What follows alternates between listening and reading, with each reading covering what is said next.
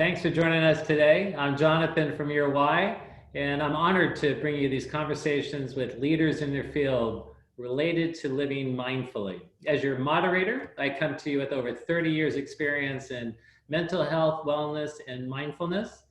And I offer, related to our topic today, the whole idea that the heart of mindfulness is truly a kind, gentle, curious awareness of the present moment. Loving kindness is this heartfelt quality of mind, friendliness, openness, connectedness, which opens the heart. When we focus on the goodness in people, looking beyond any kind of negative qualities or critiques that we may have, and truly acknowledging the complexity of the whole person, we relate to the goodness in people. And when we do such, this loving kindness naturally arises. So I offer this as a backdrop because our topic today is spreading kindness. And I'm very fortunate to have our guest, Tom Tate, the former mayor of Anaheim and the founder of City of Kindness. Tom, welcome. Hey, Jonathan. Good to be here. Wonderful to see you and wonderful to have a conversation with you again.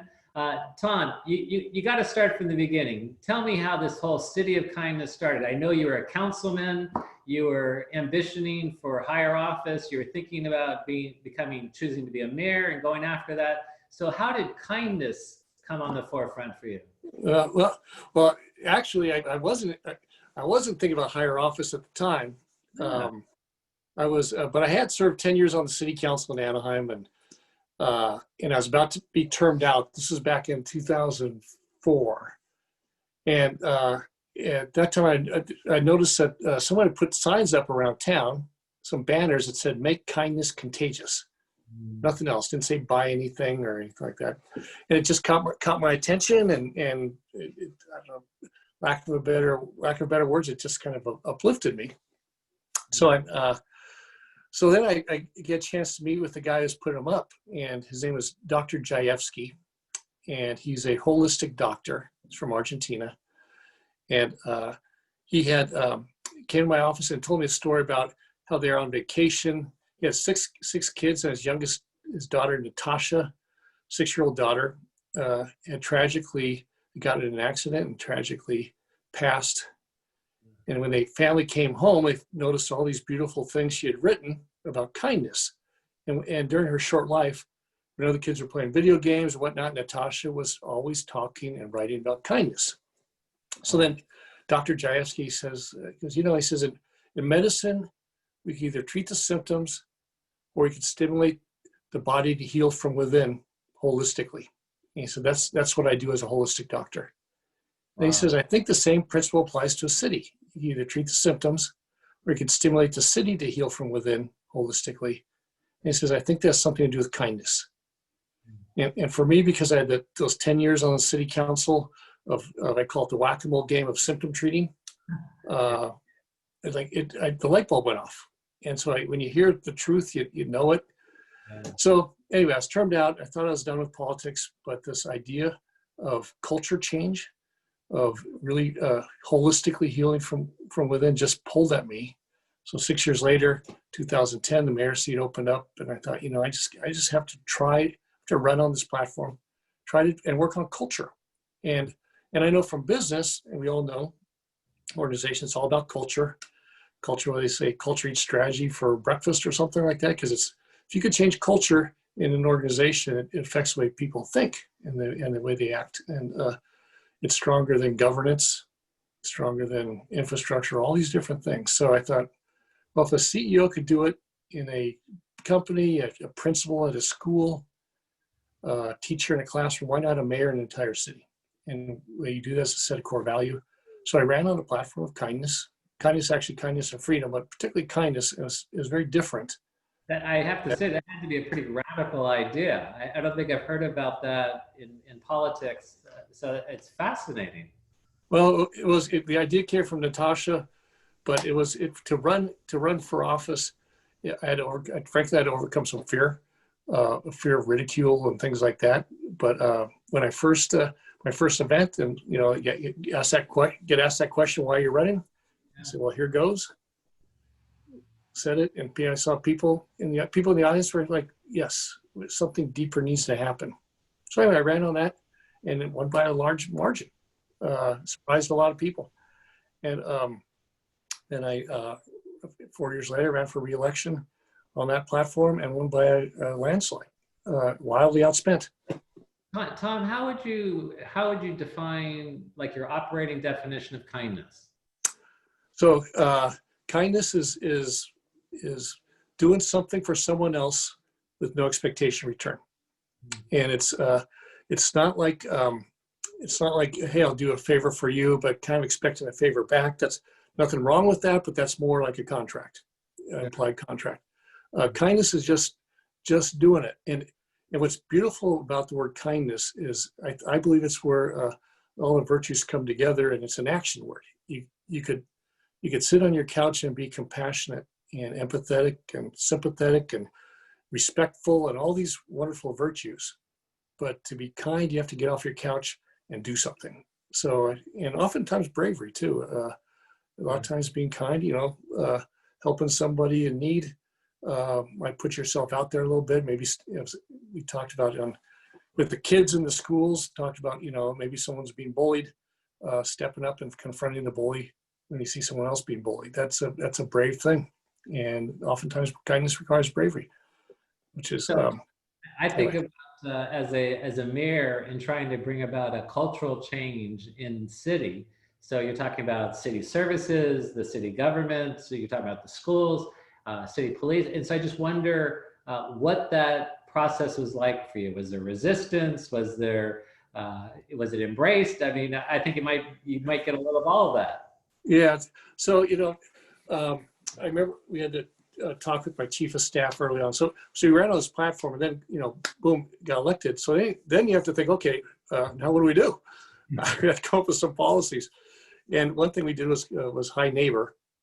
And so there's municipal, reasons for kindness, and high neighbor is about neighbors connecting. And you think about what creates that community, but that connection in a neighborhood are acts of kindness.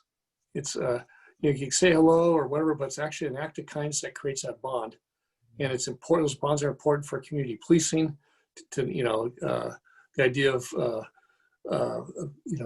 others, keeping an eye on kids, making sure kids fall on the right path, making sure that if there's a van parked in your neighbor's driveway, you call the neighbor up and say, hey, is that your van or maybe something else? And you can call the police if there's somebody ripping someone off or whatever. So whole community policing is based upon that connectiveness and kindness in the community. Emergency preparedness, the municipal reason, when a big earthquake happens here in Southern California, we can't rely on the fire department or police department because there's just not enough. So it's gonna be neighbor digging out neighbor. You have to know your neighbor to know it's a family of 5, not a family of 2. Who's got the tools, who, maybe Mary down the street's a doctor. All those things have to happen. That's what builds resiliency, and again, through acts of kindness. And finally, people are just happier and more content when they live in a neighborhood where they know their neighbor and care for their neighbor, and their neighbor cares for them. So all these things get better, all these things that we're working, all those symptoms by people being kind. So we did High Neighbor, did 1 million acts of kindness with elementary school kids. To stay with high neighbor for a second, what it reminds me of, Tom, is kind of back when I was growing up, and families were less transitory, so to speak. And so in my neighborhood, there were families blocks away that knew me and my brothers and my sister. And so whatever we were up to, we knew it would get reported back to our parents. And likewise, we knew, who was in the neighborhood. You also knew who maybe the elderly people that might have some needs, or who might need their dog walked. And so there was much more of that sense of cohesion and community. And with families moving so much, uprooted and moving cross country and whatnot, what you talk about with High Neighbor, I could see that fostering that sense of cohesion, because you're fostering this connectedness, this care for one another. Yes, and that builds serious resiliency for when bad things happen. It could be a natural disaster. It could be a terrorism. It could be a pandemic. And right now, about the people coming together in kindness is particularly important, and it builds resiliency. And if people think, sometimes the government, you think, hey, we're, particularly, fire departments and police departments, like, hey, we'll take care of things. Well, normally that's the case, but when you have the big things, that's not the case, because there's just not enough of those first responders. And so it's going to be people coming together. And if we all walk out in front of on their street after the big earthquake, or and we don't know one another, and we don't have that trust, and we don't know, like I said, who's who in the neighborhood, we're in deep, deep trouble. So I can that's see also how, as you spoke to it, that it is this contagion that goes on.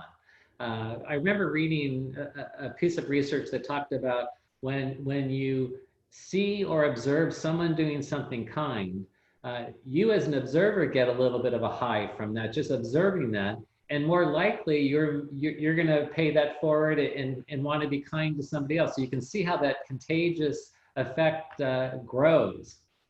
well, it is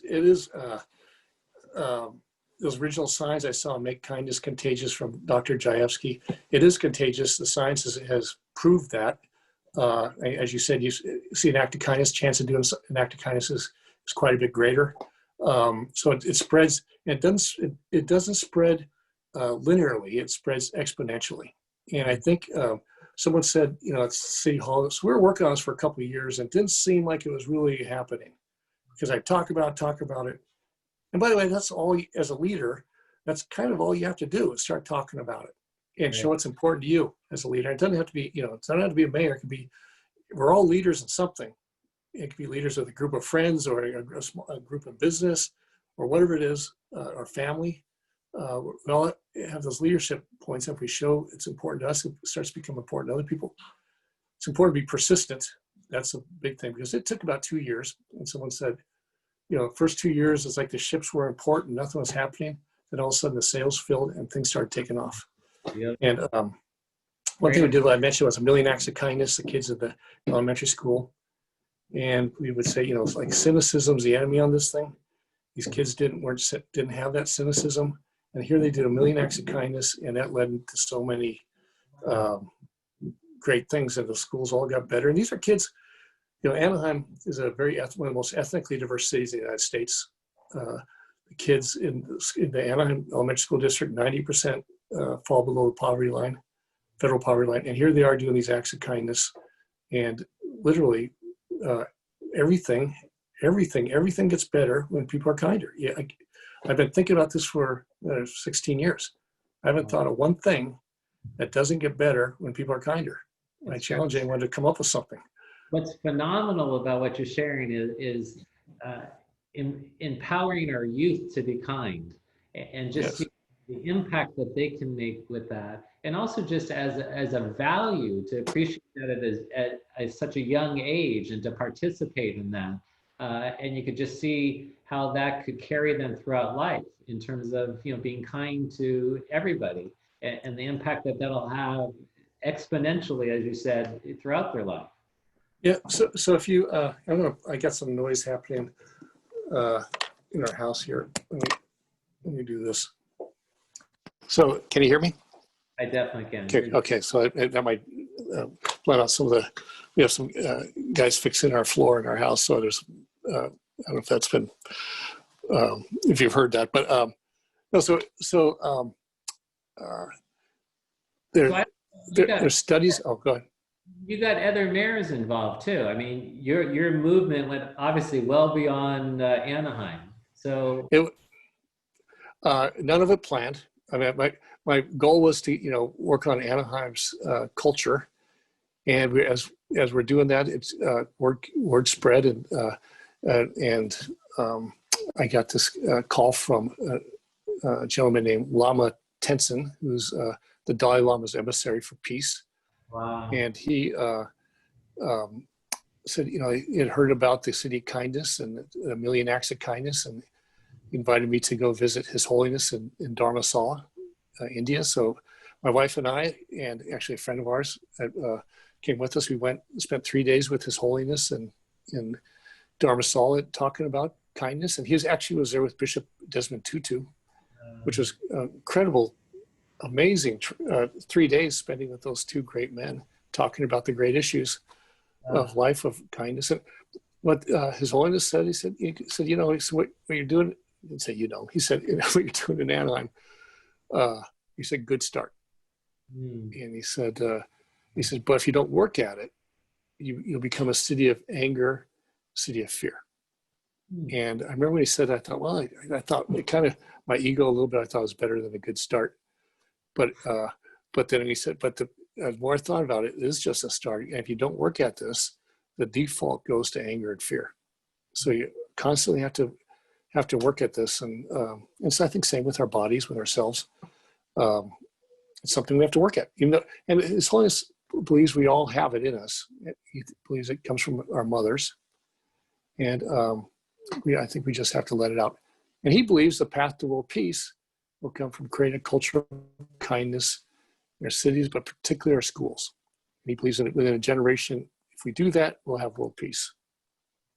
And he said he's going to dedicate the rest of his life to that. Wow. It was a beautiful trip. I also like that he challenged you in the sense of sharing that it was a good start. And so obviously that fueled you nicely, Tom. That was a good ego check for me, because it is just a start that we're doing it. And so I'd asked if he would speak to the U.S. Conference of Mayors, and he did after the next year. Well, actually, came out to Anaheim and had his 80th birthday in Anaheim, we had a big celebration. And then we asked him to speak to the U.S. Conference of Mayors, and he did that the next year. And we had through a friend of mine, it says, you know, Lady Gaga is someone who I think would be very interested in this. And she has a foundation, Born This Way Foundation, really so much about anti-bullying and things like that. And so we got a hold of her mom, Cynthia, and asked if she would be interested in sharing a panel with His Holiness. And she enthusiastically did that. And along with a fellow named Phil Anschutz, who's a major philanthropist, started something called Random Acts of Kindness out of Denver. And so here you had a conservative businessman and Lady Gaga and His Holiness all on stage talking to the mayors about, and all agreed on one thing, is that kindness, if you create a culture of kindness, everything gets better. It's really something. That's a powerful collective that came together on behalf of moving kindness forward. Now, I understand that it went from 1 million acts to the mayors embracing, I think it was 1 billion acts. They said they passed a resolution of 100 billion acts, which I don't know how you count that, but the county, the county of Orange, the school, Orange County School District says a goal of 1 billion acts. I think they're well above 10 million already. So it's not even, it's not really so much the counting. It's just really as you talk about mindfulness, it's getting into those habits. Born This Way Foundation, we did something in Anaheim, 21 days of kindness, be kind 21. If you do something for 21 straight days, you pretty well are into the habit of doing it. Yeah. So we did that with the schools. Again, at the end of the day, if you could create a culture of kindness, and you think about, being from Anaheim, you're walking down the street, you think, okay, I'm from Anaheim, we're a city of kindness. I'm expected to be a little kinder. It's part of my civic duty. Mm-hmm. And if that happens, then the chance of doing something kinder is a little bit greater, I believe. So if you take all the interactions in your city, all millions every day, and label them as either kind or not kind, put it on a graph. I like to visualize things with graphs. Put kind acts up here, not kind acts way up here. Now, if you change the culture where the chance of doing something kind is a little bit greater, this will start to go like this. As it goes like this, everything gets better in your city. And things like crime drops, in which it did in Anaheim. And our gang violence dropped probably around 70%. Juvenile crime across the board dropped. Suspensions at the school when they did 1 million acts of kindness were cut in half. Addiction, so much of, and all the problems that arise from addiction, so much of that is isolation and lack of kindness. And we started a program in Anaheim called Drug Free Anaheim, which is if you go to our police, rather than the police arresting you as an ad, you go to our police station, we'll get you help to send that kind of message. Addiction, senior loneliness, all those things that we were working on through kindness get better. Everything. We're healthier. Your brain, blood pressure. There's all sorts of studies. Stanford started a department in their medical school studying kindness and compassion and the effects on the human body. There's hardly anything more healthy you can do than be kind. It's like not smoking a pack. It's like not smoking. Difference. It's a huge impact. So again, everything. People are more confident. It builds resiliency in your city. You name something, it gets better when people are kind. So that's I believe was Natasha's dream. Is that, and Dr. Jayevsky's, the way he described it to me, is holistically healing from within. What's so beautiful about that is the case you just made, and you weren't necessarily making a case, you were just sharing, but it's so compelling across the board in terms of the benefits. And what I greatly appreciate, Tom, is you've created these cornerstone foundational pieces so that it will continue on. As the Dalai Lama said, that was a good start, but you've put in place things that will continue on, so it becomes a habit, it becomes ingrained in culture. That's phenomenal. And I also understand you have developed a certain coalition. I know kind bars are involved, and there's a whole array of different organizations that have come together in support of and furthering the whole city of kindness. So yeah, we back then we founded something called cityofkindness.org. Again, that's really a group of foundations, or a few foundations that just want to create a kind of a gathering place for people with kind ideas. So you go there and like, hey, if you're a teacher, I want to come up with an idea, or if you're a city. So it's really just kind of a what's the word I'm looking for? Kind of a library for kind acts, I guess, best way to put it. But it, excuse me. But there's a movement happening, yeah. and it, sometimes people can get bogged down by thinking, by looking at Washington and thinking government and get a little discouraged. I could tell you it's not going to be led as things are not led from politicians. Politicians typically, and so it's up to all of us. And there's no, like I mentioned, everybody's a leader in something. And if you're not, if you start talking and you become a leader just by moving this agenda forward, this movement forward. People are looking. We need something like this. Yeah. Our world desperately needs it. We all can make a difference. And in disclosure, Tom and I came into contact because I live in the city of Solana Beach, and the mayor had reached out to me if I was interested in developing a kindness project, and I reached out to Tom, and he offered great wisdom and guidance to be patient, and shared some of the things that were done in Anaheim. And I feel like it's something that wants to happen in communities. And so we've been fortunate to see a lot of different things come about in the first year in Solana Beach, and look forward to seeing that continue to be a contagion in our community and make such positive change as a culture. What are next steps for City of Kindness? Well, as you know, I'm no longer mayor, haven't been for a couple of years. It's embedded deeply into the school system. As politics are, the new mayor is not somebody who I supported, so it's not something that he's really, as far as initiative, he's not really, it seems interested in it, but that's okay, because it's already ingrained and embedded. And again, it's not dependent on the political leaders to lead. It's in fact, it wouldn't happen if it was just a mayor's thing. I think I maybe was served as a catalyst. And at first, people would maybe call me and say, "Hey, I'm thinking about doing this. What do you can I do this?" And that was, they need no permission from anybody to do. In fact, the freedom part was you're free to be kind. So there's no restrictions on the city, from the city or anything. And then I think when it kind of tipped, I mentioned when the sales were full, then people just start doing their own ideas, and there's a countless number of ideas, of great ideas. we did 1,000,000 Acts of Kindness and High Neighbor and a few other things in Anaheim as programs.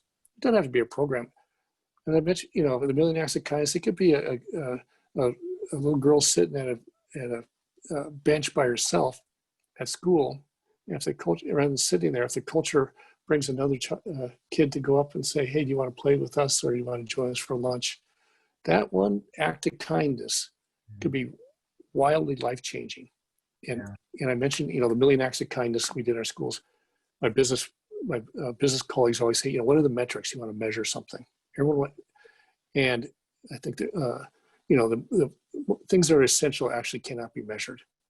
And so we didn't do a study. We didn't do a double-blind experiment or any of that stuff. I said, but one thing we did measure is we measured acts of kindness, and we counted 1,000,000 of them. And like Dr. Jayevsky says, it's like there's a thing called bubble plant, I believe, a little tiny seed you put in the ground. 10 years, nothing could happen. Then 10 years later, a big, beautiful bush takes off. That's the way kindness is. An act of kindness. And we all know it because nobody gets where they are without kindness of others. And we all know that power of that. So I think it's kind of the low-hanging fruit if you want to make change. It doesn't cost anything. We're all better off. Everything gets better. We just have to do it. And we have to bust through that little force field and just start doing it and then watch what happens. And again, none of this I could have planned. None of it. It's all come. My friend says, it seems like you're in the flow on this. It all just comes. And if I try to plan it, I screw it up. It's just that things come and, other cities are doing it. And I've been to around the world, actually, and other cities are doing it. Well, it's something that wants to happen. And Tom, I appreciate the time that we've had today to talk about spreading kindness, and anything that you would ask all of us to do after, observing and sharing in our conversation. What can we all do today to choose kindness and spread this in our community? You start off being talking about mindful. You got to be mindful of it. And when you start being mindful, you notice the kindness around you, and it brings great joy. But the ask is that to start talking about it, and start being more mindful, and just start talking about it, and watch it spread as a movement. And because it's exponential, we think, well, what difference can I make? You kind of think linearly. You think, well, I only know a handful of people. It doesn't work that way. It works. It's like 1 to 2 to 4 to 8 to 16 to, it's an exponential growth, kindness is. So you could really, everyone listening here has ability to change the world. And as the Dalai Lama said, make us imagine, told me once, he says, imagine when we're both dead and we got this little blue planet looking down at this. He goes, imagine if you could say, I helped make it a little kinder world. So I think that's a good vision for all of us. And, it's a good way that's why we're here as humans, I think. That's a wonderful note for us to carry back into our lives. So, Tom, I really appreciate your time and sharing your experience and spreading kindness in all of our communities. And thank you all for joining us. And I would just say for all of us to find an opportunity to be kind. And also know there is always an opportunity. So thank you all. Be well, and we'll see you again soon. Thank you very much, Tom. Jonathan, thank you. Thank you. And good luck with everything you're doing at Solana Beach. It's inspiring. We'll talk further. Thank you very much, Tom. Be well. All right. Take care. Bye-bye. Thanks all.